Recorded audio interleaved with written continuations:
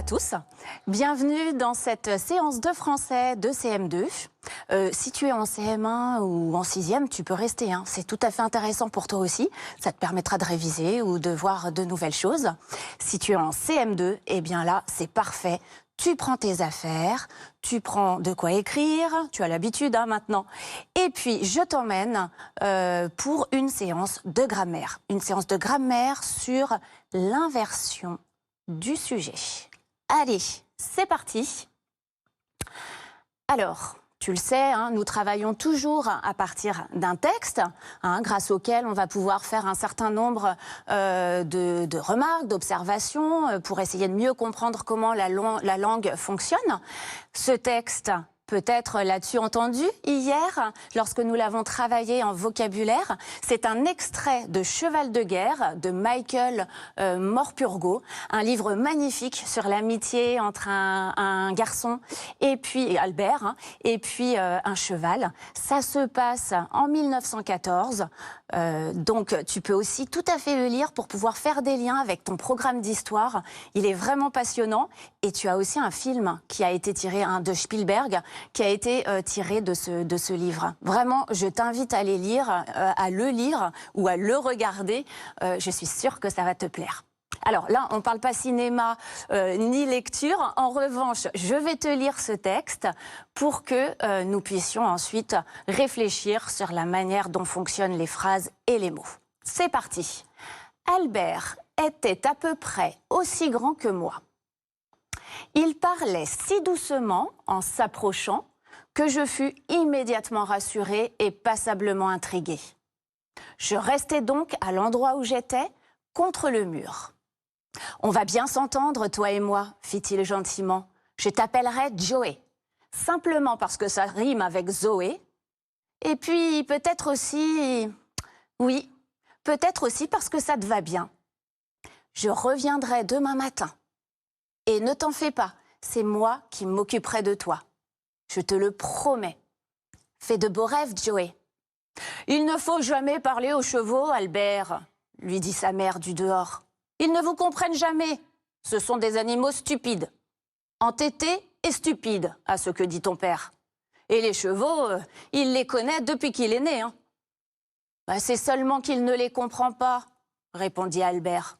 « Et je crois bien qu'il en a peur. » J'allais jusqu'à la porte, regarder Albert et sa mère qui s'éloignaient et remontaient dans le noir.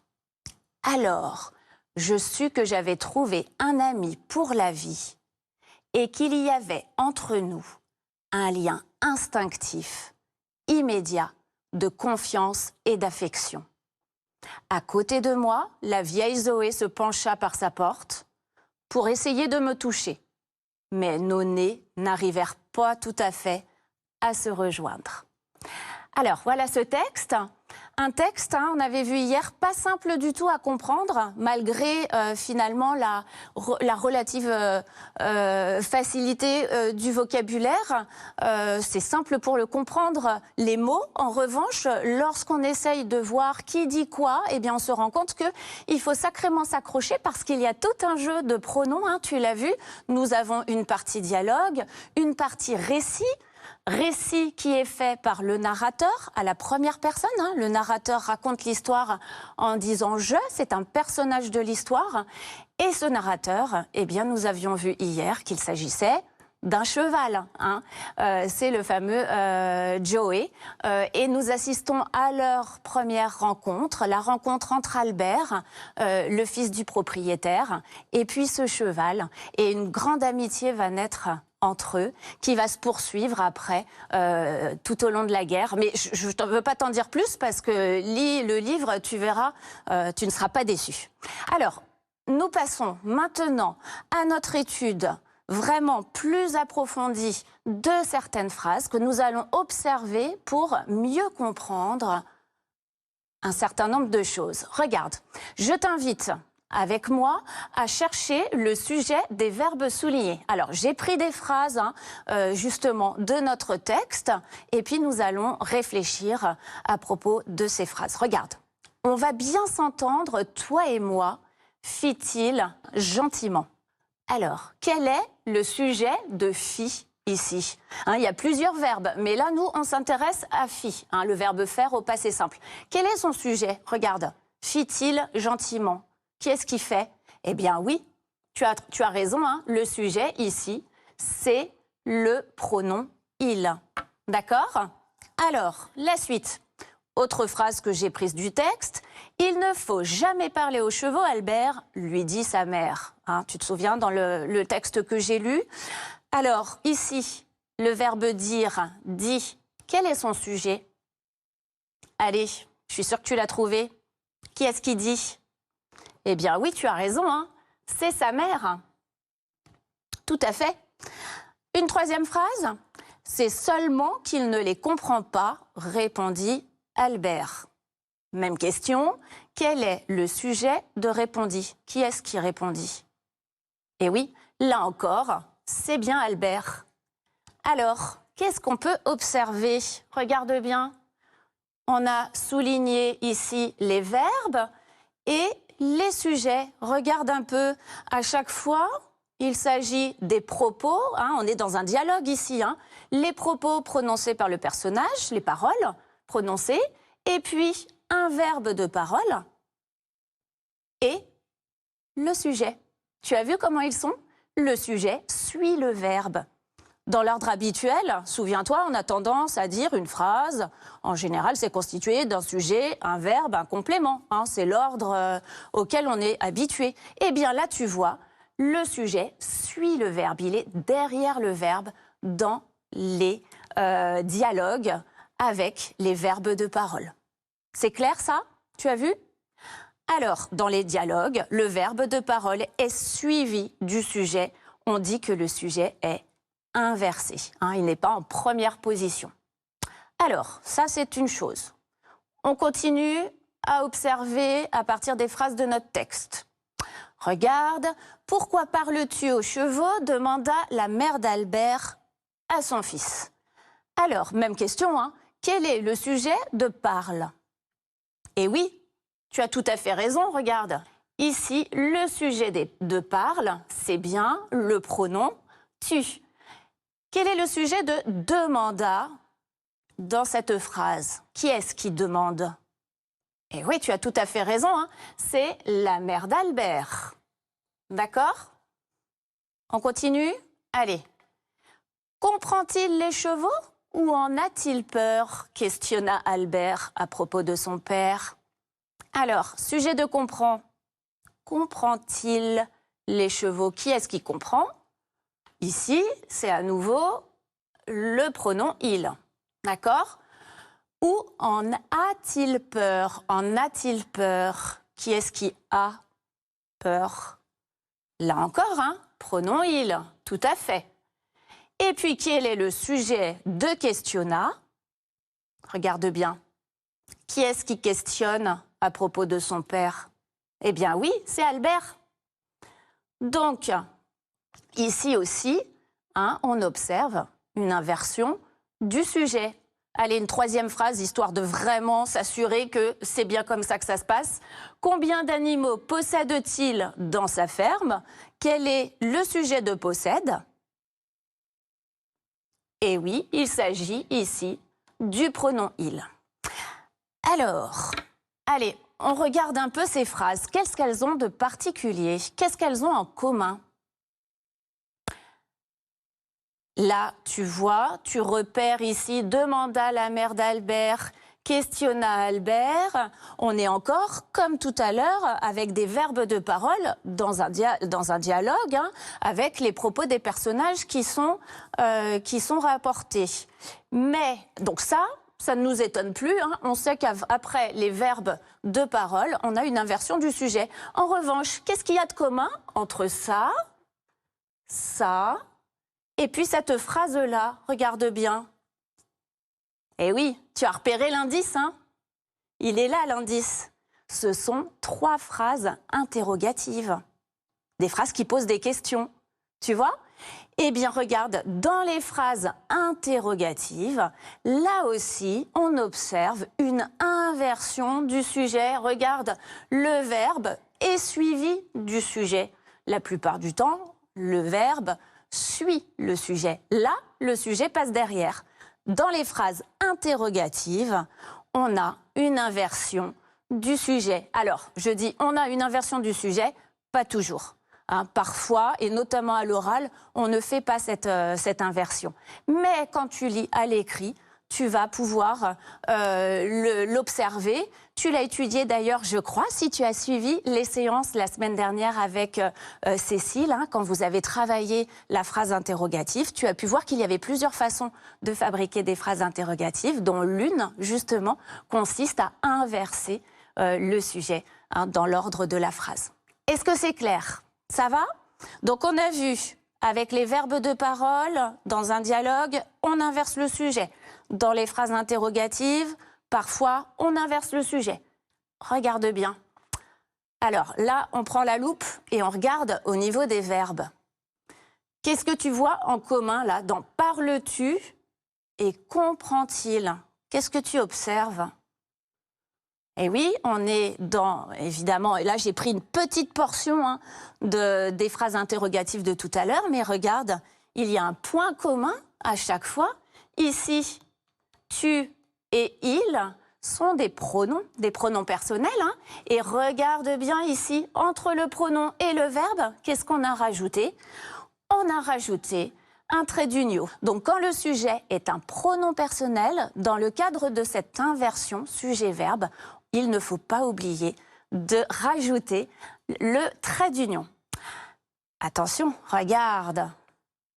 Là encore, j'ai extrait les verbes de la diapositive précédente avec leur sujet. En a-t-il? Tu te souviens? En a-t-il peur? Possède-t-il? Regarde bien. Qu'est-ce qu'elles ont en commun, ces deux formes-là? Eh oui, regarde bien. On a rajouté quelque chose ici. Dans les deux cas, un T. Tu as vu? Pourquoi on a rajouté ce T? On n'a pas l'habitude de rajouter des T comme ça, sans raison.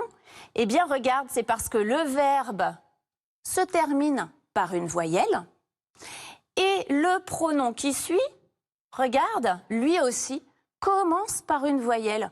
Alors, voyelle, ça n'est pas très joli à l'oreille. Et pour que ce soit plus agréable à entendre, eh bien, on va rajouter un T pour que, tu vois, on prononce en a-t-il, possède-t-il. C'est quand même bien mieux que en a-il. C'est difficile à prononcer. Donc ce T, il est juste là pour que ce soit agréable à l'oreille. Mais ce T, on ne le met pas comme ça n'importe comment, tu vois. On va rajouter de chaque côté, de part et d'autre, un trait d'union. Donc quand le verbe se termine par une voyelle et que le pronom commence lui aussi par une voyelle, on voit que on rajoute un T pour que ce soit plus agréable à l'oreille et on n'oublie pas les deux traits d'union. Ça va? Allez, on va encore chercher. Regarde ce que je te propose. Dans cette phrase-là, où est le sujet? Dans la ferme vivent des dizaines d'animaux. Qui est-ce qui vivent? Eh oui, des dizaines d'animaux. Tu as tout à fait raison.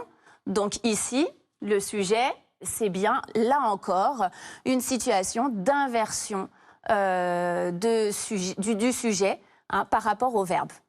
Le long du chemin coule un petit ruisseau. Je te laisse réfléchir.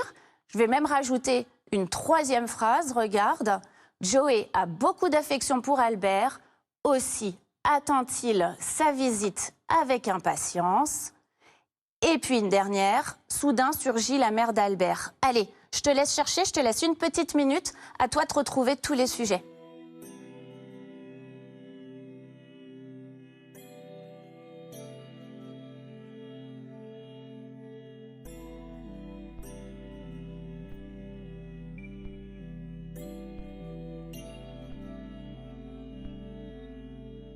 Ça y est, tu as trouvé?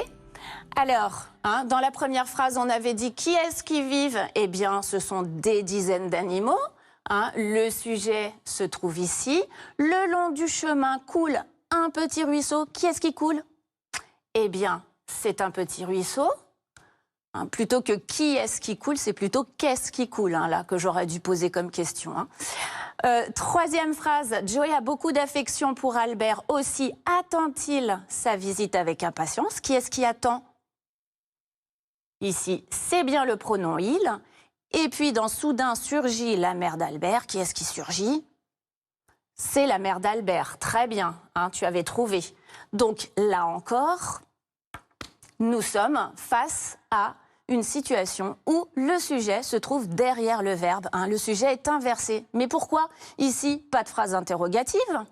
Ici, nous n'avons pas de verbe de parole. Alors, qu'est-ce qui peut expliquer cette inversion du sujet? Regarde, qu'est-ce qu'elles ont de commun, toutes ces phrases? Eh oui, tu as tout à fait raison. Regarde, il y a systématiquement avant quelque chose. Alors ici, c'est un complément de lieu. Dans la ferme vivent des dizaines d'animaux. Hein, on a l'information sur le lieu.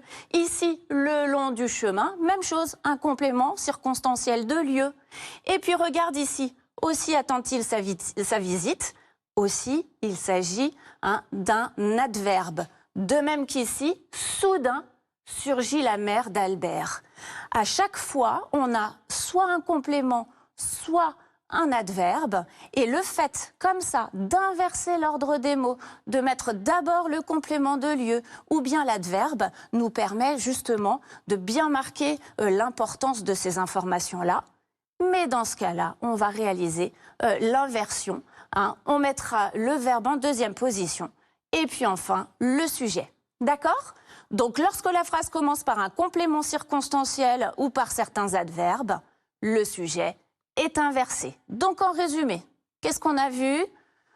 Dans une phrase, le sujet du verbe conjugué, c'est le mot ou le groupe de mots qui fait varier le verbe en genre et en nombre. Hein. C'est particulièrement important de repérer le sujet parce que c'est lui qui va nous dire comment on doit écrire le verbe. Il indique de qui ou de quoi on parle dans la phrase. Le sujet, le plus souvent, il est placé avant le verbe, hein, devant. Mais il peut, dans certains cas, se trouver après le verbe. Et c'est pour ça que nous travaillons ce point-là, c'est qu'on a en général toujours tendance à chercher le verbe avant, le sujet, pardon, avant le verbe, mais parfois, il est derrière et il ne faut pas que ça nous étonne. On a vu ce matin qu'il y avait un certain nombre de cas, hein, ils sont quand même assez nombreux, où le sujet va devoir être cherché après le verbe auquel il se rapporte. Donc dans ce cas-là, on dit que le sujet est inversé. Dans les dialogues, après les verbes de parole, on l'a vu. Dans les phrases interrogatives, les phrases qui posent des questions, et dans ce cas-là, tu te souviens, on n'oublie pas de mettre le trait d'union entre le verbe et le pronom, voire même deux traits d'union lorsque le verbe se termine par une voyelle et que le pronom commence par une voyelle, avec un T, tu sais, pour que ce soit plus agréable à l'oreille. Et puis, lorsque la phrase commence par un complément circonstanciel ou par certains adverbes, là encore, on va réaliser une inversion du sujet. C'est clair? C'est sûr? Eh bien, on va tout de suite vérifier ça en s'entraînant ensemble. Regarde, je t'ai préparé des petites devinettes. À toi de retrouver le sujet. Alors, tu vois, j'ai déjà souligné ce que je pensais être le sujet. Il y a une bonne réponse, il y en a une erronée. À toi de retrouver la bonne réponse. Est-ce que c'est la A ou est-ce que c'est la B? Dans le ciel s'élève une fumée noire. À toi de jouer.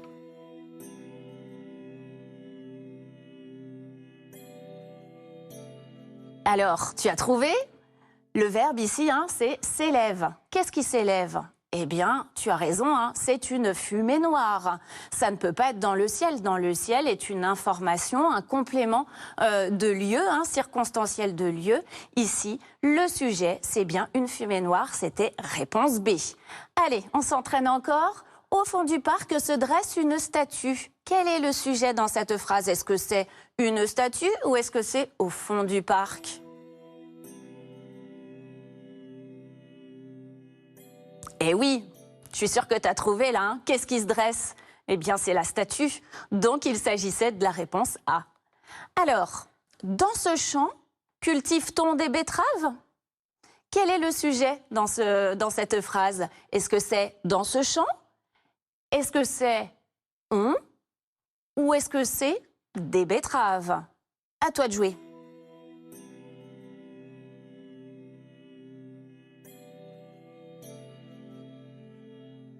Et oui, je suis sûre que tu as trouvé là encore, hein, il s'agit de la réponse B. En effet, qui est-ce qui cultive? Eh bien, c'est on, hein, c'est le pronom ici. On, ça ne peut pas être dans ce champ qui donne une information sur le lieu. Et puis, ça ne peut pas non plus être des betteraves. Hein, ce ne sont pas les betteraves qui cultivent. Des betteraves ici est complément. Ça va? Allez, un petit dernier. Aimes-tu les chevaux? Demande Albert à son ami. Alors, tu vois ici, il y a 2 verbes. Tu as 2 sujets à retrouver. Je te laisse chercher. Vas-y.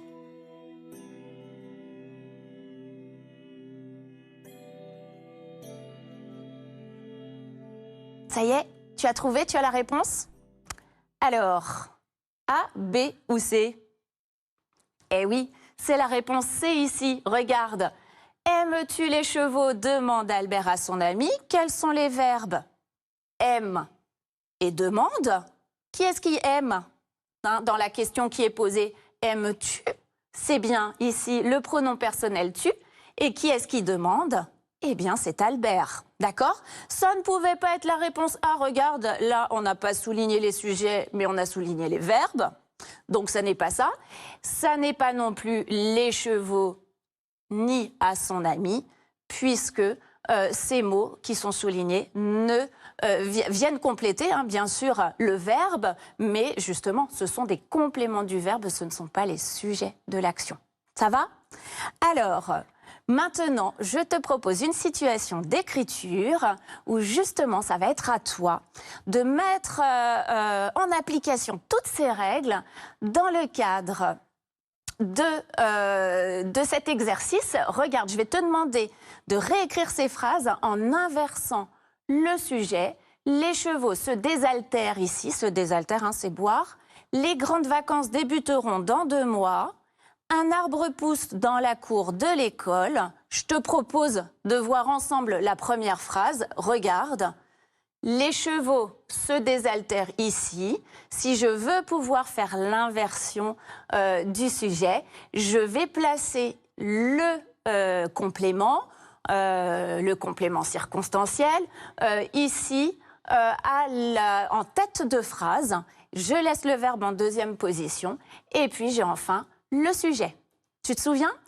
Alors, à toi pour les 2 phrases qui suivent. Regarde. Je te laisse réfléchir un petit peu, puis je viens t'aider.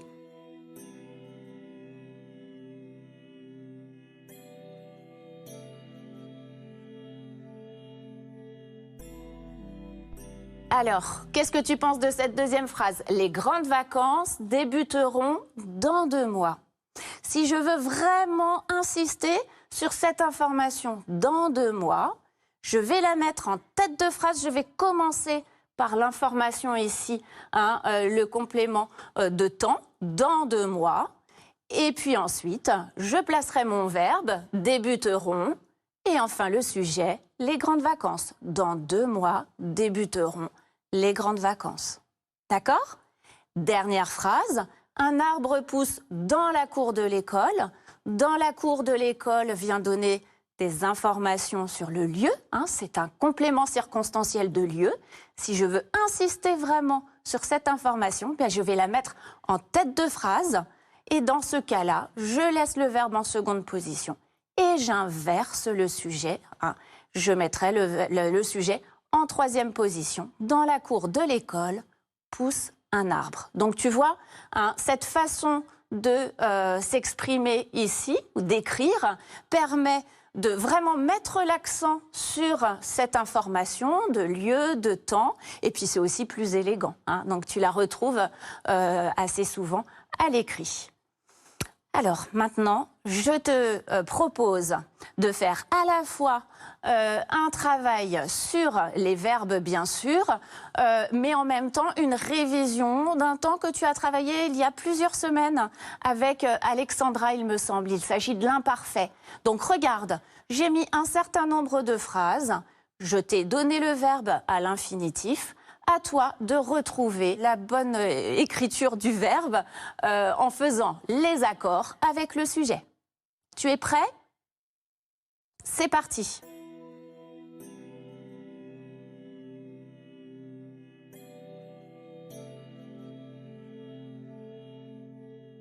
On regarde ensemble? Alors, sur les branches du cerisier se rassemblent les hirondelles. Quel est le sujet? Qui est-ce qui se rassemble? Eh oui, ce sont les hirondelles. Donc, j'ai besoin ici de la marque du pluriel des verbes, troisième personne, A-I-E-N-T, se rassemblait. Dans les jardins, fleurir le muguet. Qui est-ce qui fleurit? C'est le muguet. Donc, je vais mettre ici la forme de la troisième personne du singulier. Le muguet, il fleurissait. Je n'oublie pas les deux S pour, en effet, la marque de l'imparfait, des verbes du deuxième groupe. I2S suivi de la terminaison. Les oiseaux picorent les graines que jette Nicole. Les oiseaux picoraient les graines que jetait Nicole. Le sujet, c'est les oiseaux. Mais par contre, qui est-ce qui jette les graines? C'est Nicole. Donc j'ai là la terminaison de la troisième personne du singulier. Dans ce charmant paysage coulaient de petits ruisseaux. Qu'est-ce qui coule? Les petits ruisseaux. C'est pour cette raison que j'ai la terminaison en A-I-E-N-T. Et enfin, dans cette ferme, c'est dans cette ferme que vivaient Albert et sa mère. Que vivaient Albert et sa mère? Albert et sa mère, deux personnages. Donc c'est du pluriel, A-I-E-N-T. Ça va? Bien, alors, nous allons passer maintenant à la dictée du jour. Tu sais que dans nos séances, il y a également des rédactions. Tu peux la retrouver, je t'en ai préparé une, spécialement en rapport avec cette séance. Tu peux la retrouver sur le site de l'UMNI, tu sais, dans les prolongements, les exercices supplémentaires pour t'entraîner. Donc va y voir, va y faire un petit tour cet après-midi. Tu verras, tu as de quoi pouvoir progresser encore. Voici maintenant la dictée d'aujourd'hui. Je te dis une fois les phrases pour que tu comprennes bien de quoi il s'agit, puis je te la dicte. Dans l'écurie se reposent paisiblement Joey et la vieille Zoé. Le jeune cheval pense très souvent à son ami avec affection. Que fait-il? Arrivera-t-il bientôt? Ce sont les questions que se pose l'animal. Alors, tu es prêt? Bien installé? On y va pour la dictée. Première phrase. Dans l'écurie se reposent paisiblement Joey et la vieille Zoé. Dans l'écurie se reposent paisiblement Joey et la vieille Zoé. Point. Dans l'écurie se reposent paisiblement Joey et la vieille Zoé. Point. Le jeune cheval pense très souvent à son ami. Le jeune cheval pense très souvent à son ami, virgule, avec affection. Point.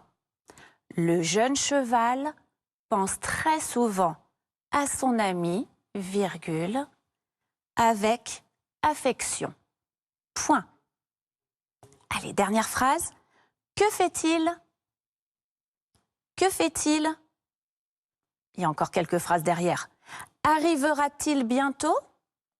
Que fait-il? Arrivera-t-il bientôt? Ce sont les questions que se pose l'animal. Que fait-il? Arrivera-t-il bientôt? Ce sont les questions que se pose l'animal. Point final. Alors, relis-toi bien. Pendant cette relecture, fais extrêmement attention aux accords, bien évidemment. Demande-toi où sont les verbes. Demande-toi également où sont les sujets pour pouvoir bien accorder ensemble. Vas-y, repère. Nous allons corriger ensemble. Tu es prêt? Allez, regarde. Première phrase. Dans l'écurie se reposent paisiblement Joey et la vieille Zoé. Qui est-ce qui se repose? Eh bien, c'est Joey, la vieille Zoé. Là, c'est un pluriel.